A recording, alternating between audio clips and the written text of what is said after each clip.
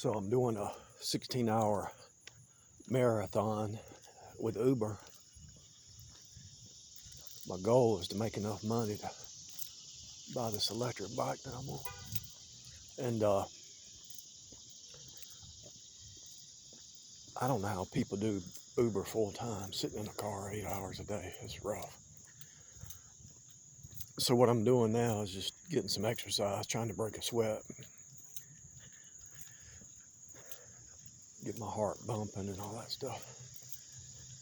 I'm gonna try to break a sweat on this walk, but killing two birds with one stone. That's interesting. I wonder what that's about.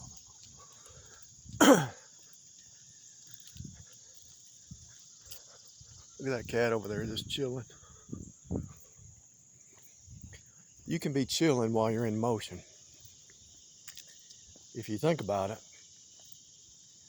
I did a video on it.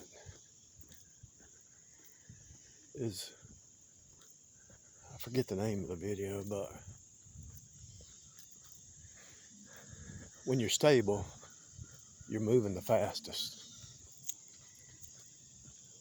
When you're stable, you're moving the fastest.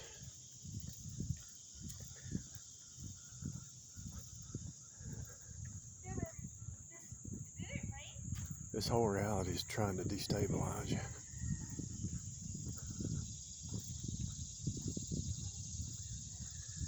Everything's about trying to destabilize you. Spirit, soul, body, will, emotions, intellect. If they can destabilize you, they win. You might say, well, who's trying to destabilize you? Well, it's the flesh mind. It's even your own self. Your old Adamic nature is trying to destabilize you. And so the whole system is based on the old flesh mind.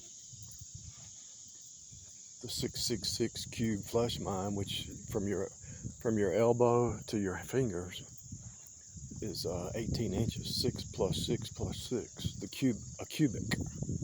The cube. A cubit is C-U-B-I-T. The cube. The cube system is based on the old Adam. The old Adam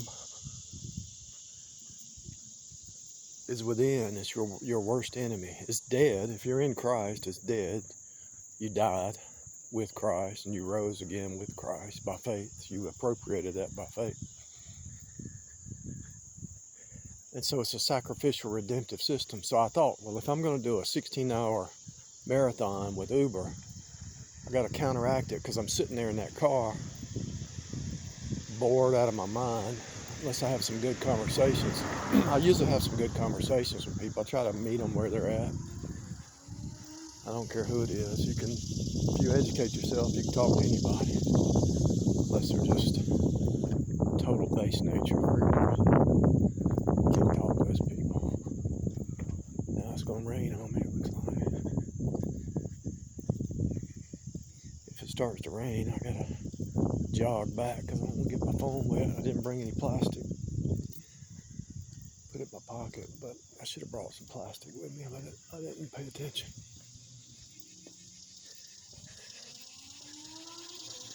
Yeah, if you're going on a journey, carry you some plastic to cover yourself or cover your electronic devices. I did industrial maintenance at a company called Confluence one time, and they make these, they use radio frequency to make these waterproof containers. I got one at the house. I got it for free. It's probably worth $50. But they seal it with radio waves and it's waterproof.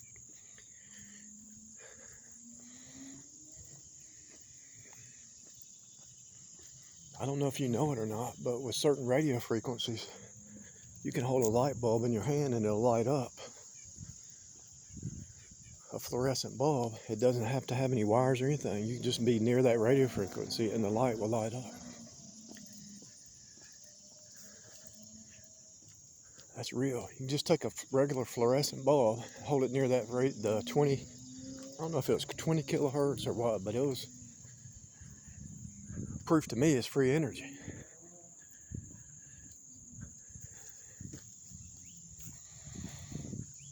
They're hiding it. They're hiding free energy. They're hiding the pyramid being upside down. They're hiding the sine wave. They're hiding the true enemies, your flesh mind. They're hiding everything. I just went to the grocery store and bought some peanut butter, but I also bought some almond butter. Almond butter tastes better than peanut butter, and it's better for you. Actually, I think you can mix it. You could probably mix it in with a protein powder, some coconut oil, some extra virgin olive oil. I'm going to experiment it for the next week, and I believe you're going to get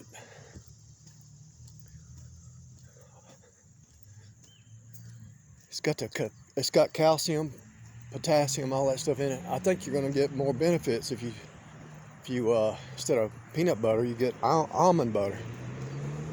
And I think there's cashew butter. I bought some different kinds. I have to look at it. But this whole system is upside down because it's based on the old Adamic nature, the flesh mind. And the flesh mind is counterintuitive to the spirit mind is counterintuitive to the flesh mind. And there's no way that your old Adamic nature can even understand how the whole system's upside down unless you get saved. Unless you renew your mind. You were brainwashed by your bloodline, your culture. Sorry to say, but your mama, your daddy, your aunts, uncles, cousins, friends, everybody, even the pastor, everybody around you is in the flesh mind, don't even know it. Because it's contrary. Like, there has to be sacrifice. The equation has to balance itself, but the flesh is only a third of the spirit. So, let's say I walk around this block 2 or 3 times. I might be a little bit tired, but then when I do my 8-hour driving run, what's going to happen? I'm going to be enjoying it. I'll be enjoying the rest. So you sacrifice walking up back and forth down a hill, around the block, whatever, riding your bike, whatever. You do that exercise. There's a little bit of pain, a third of your day in pain, and 2/3 of your day in ecstasy, if you want to use that word. A little bit of pain, no gain. So you have to, I really believe the secret to longevity, I've been thinking about this for a long time now. The secret to anything, to attaining a goal, to whatever. I've been fasting to attain a goal, doing a remodel, and I'm almost there. I'm really so close, it's not even funny. The rest of it's easy. What I did before was hard. The rest of this is easy. I've been kind of slacking, but I need to make a little bit of money. But listen to this. This is important. This is really important. I know that when I do that 8-hour run with rideshare, that I'm going to be bored. I'm going to be wanting to quit. But by doing a walk, an exercise, exerting some energy, because when you're sitting there, really, there is some energy happening because you have to use your brain and you have to be on guard in dangerous situations. But this is different. So you're sitting there in that car for 8 hours, physical energy. I don't know how people do it every day unless they do something like this. You would have to get up, ride a bike, or do something to counterbalance it. But if I exert a third of my day with sacrifice And that's a good example. If you work 8 hours, which is the third of your day, you sacrifice for 8 hours. But that next 2/3 is like ecstasy, because you're enjoying the fruits of your labor. You're getting to sleep, you're getting to eat, you're getting to do whatever you want to do. You know, you get that time off. And speaking of doing whatever you want to do, if you thinking about marriage, if you are married to somebody, or you're thinking about marrying somebody and they don't want you to enjoy life, get away from them. Life is too short not to have some hobbies and some stuff you enjoy. It doesn't matter what it is. Find you a hobby, find you something to do, find you anything you enjoy, as long as it's good stuff, do it. Back to what I'm saying. If you sacrifice, think about it. If you sacrifice 1/3 of whatever it is you're doing, your day, your month, your week, your year, you sacrifice 1/3 of it. The hard work. Think about the benefits of 2/3. 2/3 will be total beneficial. Yeah, driving is sacrifice, but what I'm saying is, if you just sit in the car for 8 hours, it messes with your body. It's actually not healthy. These truck drivers that drive across the country, if they would stop somewhere and walk around the block or do some stretches or whatever, I think they could probably feel a lot better and make more money in the long run. But you get the gist of what I'm saying. You do some sacrificing, 1/3 of whatever it is, you're going to have a better feel. Like people who don't work, they just sit at home all day, they got to be depressed. You got to be doing something. I've worked 2 jobs my whole life. Wasn't really needed, I think, but I thought it was needed at the time. But if you manage your stuff right, you don't really have to work that much. If you manage your ship right, you should be able to prosper at 45 hours, 50 hours a week. If you have to work 80 hours a week, something's wrong. But if you want to do it and invest the extra, that's cool too.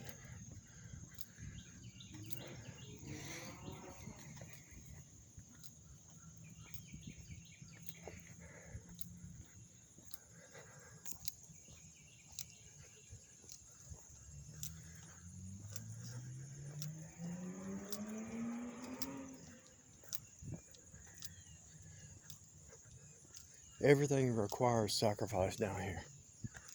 I don't care what it is.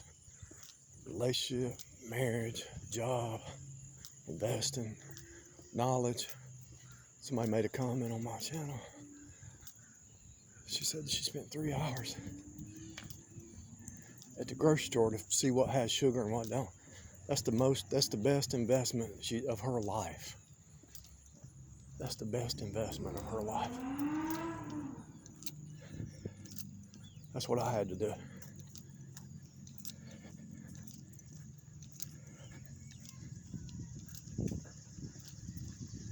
I had to spend a lot of research time on what food I should eat and what I shouldn't eat, and all the lies that are there. And I had to listen to a bunch of doctors to see what the pattern is, the common pattern.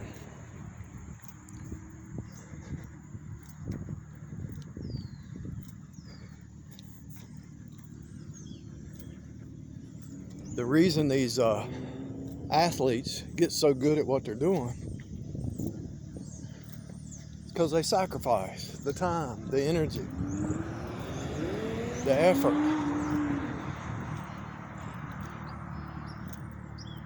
The repeat, again and again and again. As soon as you get the knowledge, you can pass it on.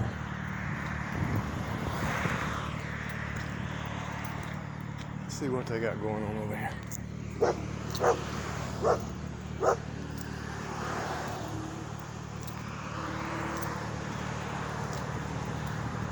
a little racetrack going on here, I guess.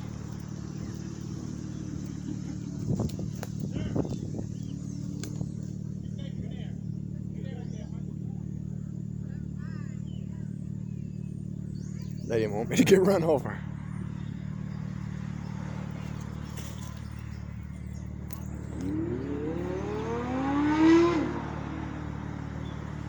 I guess they're testing their speeds or something.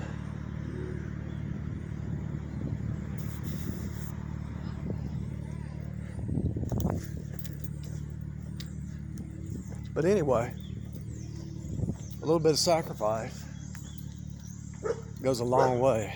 A third makes 2/3. That's the free energy of the system. You might say, how's that possible? Because Jesus went to the cross at 33. A third of the angels fell. You sleep a third of your day. There's your death, and your resurrection power is 2/3. So if you sacrifice a third of your time, energy, effort, whatever, you get 2/3 back. Do you understand what I'm saying? If you understand what I'm saying, that's the secret to life. I've come to that conclusion. I wonder what kind of berries these are on this tree. That's an apple tree. I believe that's an apple. Or it tastes like one so far. There's your secret. So if I want me an electric bike, I'm gonna have to sacrifice to pay cash. I mean, I'd go finance it, but who wants to do that? I could just go pay cash for it and be done. So what's the purpose of getting a bicycle? Whether it's a bike or electric bike, get some exercise. So I put in my mind, I thought, okay, my whole goal for a bike is to get exercise, but will I do it? And so I said, okay, let me start walking. Since I don't have the bike yet, let me start walking and quantum connect with that thought, with that idea, and see if I'm really serious about it. See how much I'm going to use it. Because if I'm not going to use the bike, why buy it?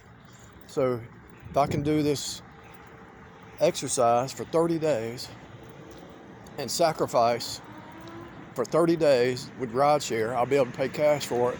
And it might not even take 30 days. I might be able to do it in 20 days, 21. Maybe I'll just set a pattern of 21 days. I might end up just completely trying to get out of debt instead of buying an electric bike, just walk around the block, because walking's probably better for you. But the bike will not put any kind of, both are good, walking and bike. So I'm starting a pattern. That's what I'm doing. This whole reality is about patterns. Yes, the unsaved know this. I don't know how they know it. I guess the devil, I don't know how they know it. Maybe their magician priest class taught them or tell them or something. I don't know. Maybe their mom or daddy or something. Only way I was able to see it is God revealed it to me.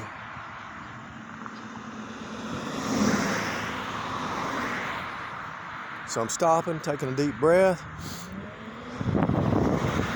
It felt good. Took a little rest. Just like the musical scales, you have music, the sine wave, and then there's a rest. If you look at how music is written, it's the same pattern of life. You got the sine wave, you got the sacrifice, you got the upward trend, the downward trend, the low notes, the high notes. There's a phrase for the high notes in music, but I'm not a music person. And then you have the rest. So you could do sprints. If you're younger, you could do sprints. I actually had to do a few sprints to get across the road, see? So there's a little bit of danger here. That's all right. You got to face danger in life. Whether it's riding a bike, doing rideshare, doing your job, there's always going to be some sacrifice. But if you train your mind, train your soul, your spirit, your body, to do some sacrifice, like remodeling. Once I'm finished remodeling and I put all that sacrifice, I probably be $5,000 of sacrifice and a lot of energy. I don't know what that is. Look at that. I'm finding all kinds of berries and stuff on the trees and all, just by doing a little walk around the block. Can you imagine if you really got serious about foraging off the land?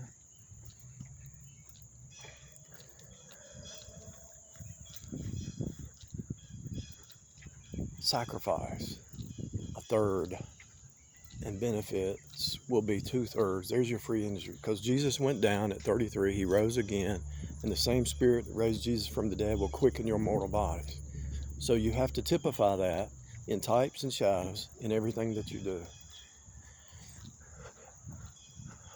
Even relationships, okay? So you have some good times together with somebody. And then there's a separation. And there's the part where you miss the person. And then there's back together again. Then there's a separation. It's true in relationships. It's true in life. It's true in anything. Let's say you have a goal. You want to be a doctor or an accountant or a lawyer or a carpenter, an engineer, whatever you want to be, mathematician. And that's your goal. You sacrifice and you connect with it, but then you have to get away from it. Step back from it, get your mind away from it, and go back to it. There has to be the connection, disconnection, connection, disconnection. There has to be that sacrifice, but there also has to be that rest from it. You set your goal, then there's a rest. People who are workaholics usually drink because they're trying to break the universal pattern that's there. A workaholic is usually alcoholic, and they're usually have a crash. But instead of having a crash, do something like exercise or something like this or anything, ride a bike, whatever you do, lift weights, push-ups, whatever. Create your own crash that's going to be beneficial. So in the downtime, get ready for the uptime.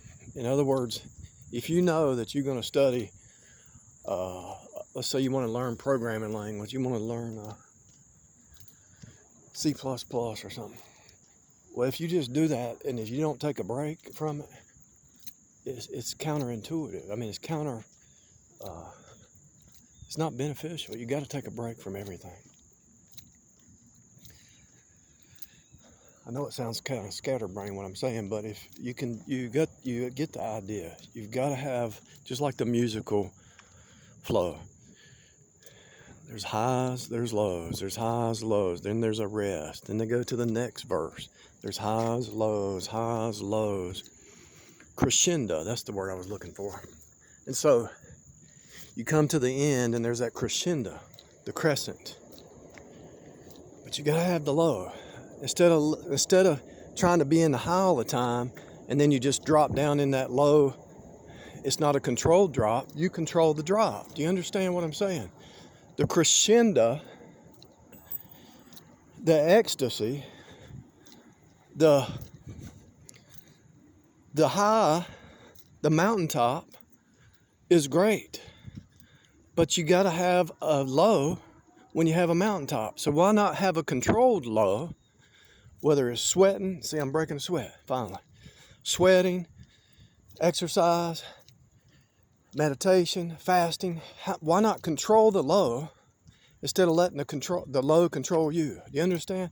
You're controlling the sine wave. You know it has to balance. The equation has to balance down here because it's a snake system. So everybody wants to be in that high.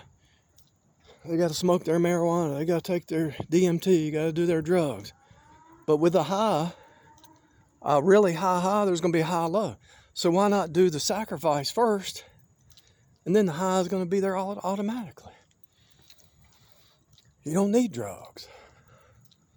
You don't need alcohol.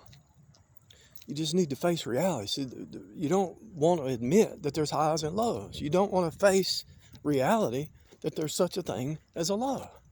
And so the reason you're doing drugs and the reason you're smoking marijuana and the reason you're trying to stay in the high, it's impossible down here in the flesh. Yeah, in the spirit you're in the high, but the flesh has to have the sine wave.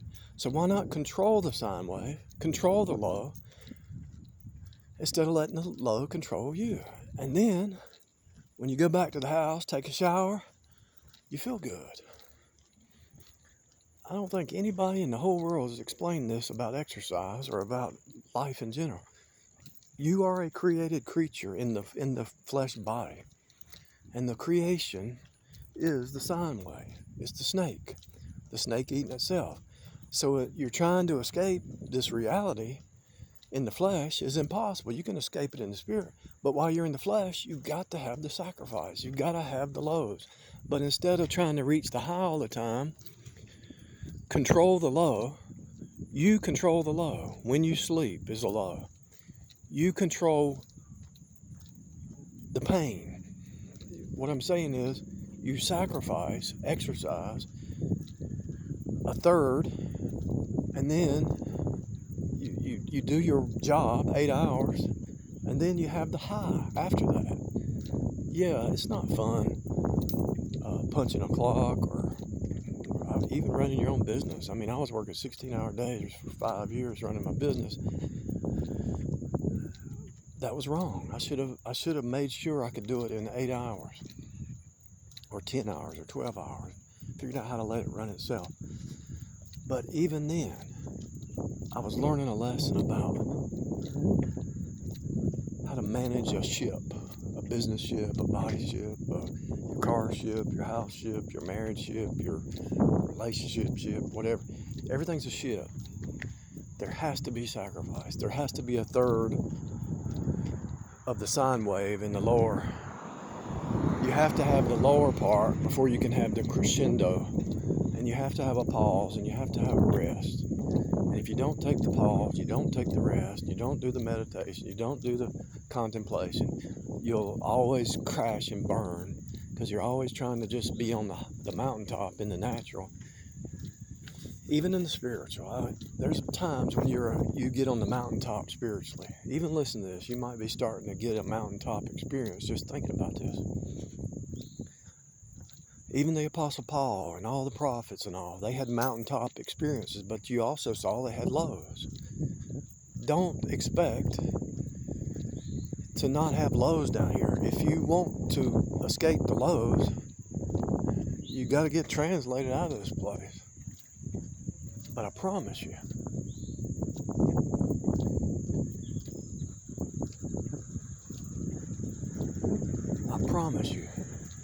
when you have a mountaintop experience, you better expect the low. So why not control the low instead of letting the low control you? And then you won't have to go drink another beer or smoking another joint or whatever you should do to get high. You just know it's life. And just by seeing that, having that knowledge is a mountaintop experience of itself. And you actually step outside of it and look at it from the outside in. And you say, man, I'm sweating. That's a good thing. That's a good thing. I have a little bit of pain in my calves. That's a good thing. That's growth. I'm controlling the low, because if I was to drive 8 hours a day without doing this, because I did it yesterday without doing this, and it was boring. And it was like my body was like starting to lock up sitting in the car for 8 hours. And after 3 or 4 hours, I'm going to probably get out and walk around the block, but I don't want to be sweating while I'm in the car with somebody, so we'll see what happens. I'll just take it one day at a time. If you get this knowledge about the sine wave, the snake eating itself, a third of your day is sacrifice, 2/3 is the ecstasy, because when you sleep, man, it's like another world, ain't it? When you go to sleep, you're in like ecstasy, really. And then all of a sudden you wake up and you say, where did the day go? a little bit of sacrifice. A third of a sacrifice gives you 2/3 of crescendo.